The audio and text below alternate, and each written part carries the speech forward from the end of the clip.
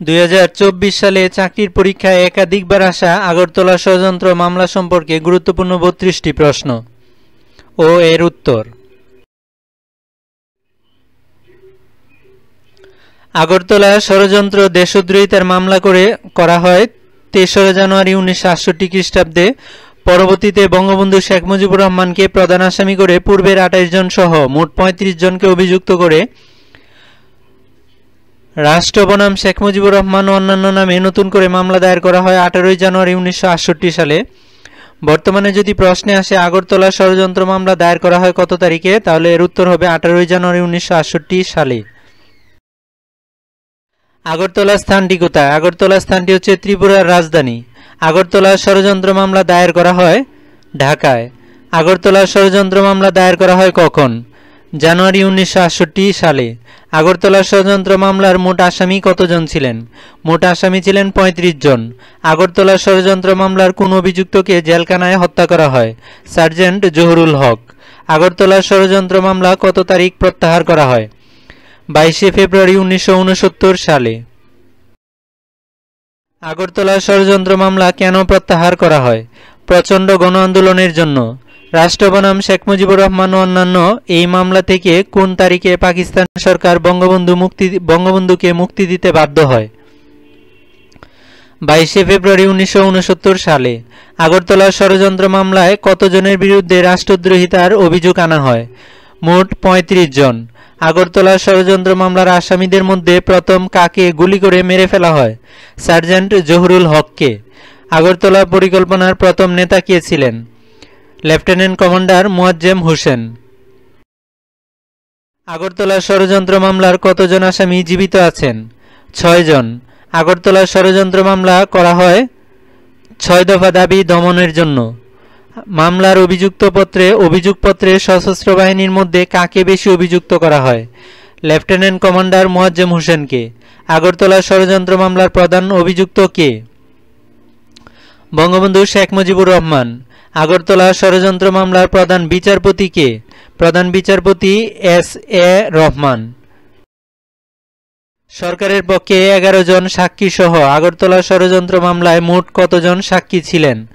227 জন। আগরতলা ষড়যন্ত্র মামলার শেষ আসামি কে ছিলেন? লেফটেন্যান্ট আব্দুর রউফ, তিনি নৌবাহিনীর সদস্য। সার্জেন্ট জহুরুল হক কত নম্বর আসামি ছিলেন? 17 নম্বর আসামি ছিলেন। আগরতলা ষড়যন্ত্র মামলায় প্রথমে আসামির সংখ্যা কত ছিল? 28 জন।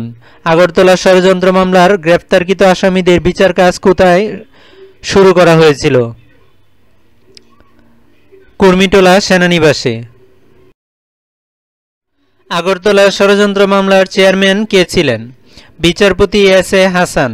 আগরতলা ষড়যন্ত্র মামলার আসামি পক্ষের প্রধান কৌশলী বা আইনজীবী কে ছিলেন?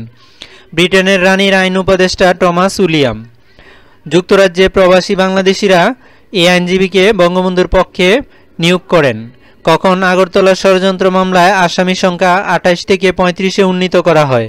18 জানুয়ারি 1968 সালে। আগরতলা ষড়যন্ত্র মামলার বিচারক কয়জন ছিলেন? সর্বমোট 3 জন।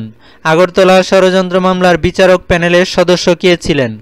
বিচারপতি M.R. খান ও বিচারপতি মাকসুদুল হাকিম। আগরতলা ষড়যন্ত্র মামলায় প্রধান ফরিয়াদি হিসেবে কে ছিলেন? পাঞ্জাবি আইনজীবী মঞ্জুর কাদের। আগরতলা ষড়যন্ত্র মামলায় বঙ্গবন্ধু শেখ মুজিবুর রহমানের বিরুদ্ধে কয়টি অভিযোগ উত্থাপন করা হয়েছিল? 16টি। আগরতলা ষড়যন্ত্র মামলার কোন আসামিকে কারাগারে হত্যা করা হয়? সার্জেন্ট জহুরুল হককে। বিচারাধীন সময়ে কখন আগরতলা মামলার আসামি সার্জেন্ট জহুরুল হককে গুলিবিদ্ধ হয়েছিল? 15 ফেব্রুয়ারি 1969 সালে। আগরতলা ষড়যন্ত্র মামলার আনুষ্ঠানিক নাম কি? রাষ্ট্র বনাম শেখ মুজিবুর রহমান ও অন্যান্য। সত্য মামলা আগরতলা বইটির লেখক কে? কর্নেল শওকত আলী।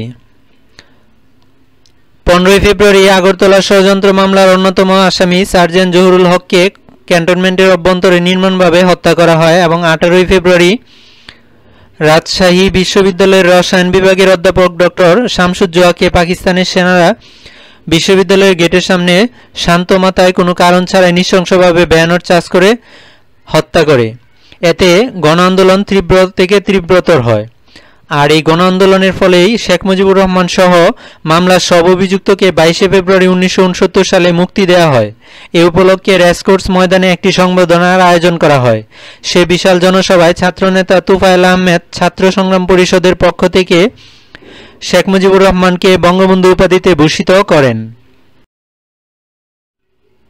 শেখ মুজিবুর রহমানের সঙ্গে অন্য 34 অভিযুক্তের মধ্যে উল্লেখযোগ্য 5 জনের নাম হল lieutenant commander Moazzem Hossain, steward Mujibur Rahman, flight sergeant Fazlul Haque, sergeant Zahurul Haque, captain Shawkat Ali. এই ছিল আজকের আয়োজন। ধন্যবাদ সবাইকে।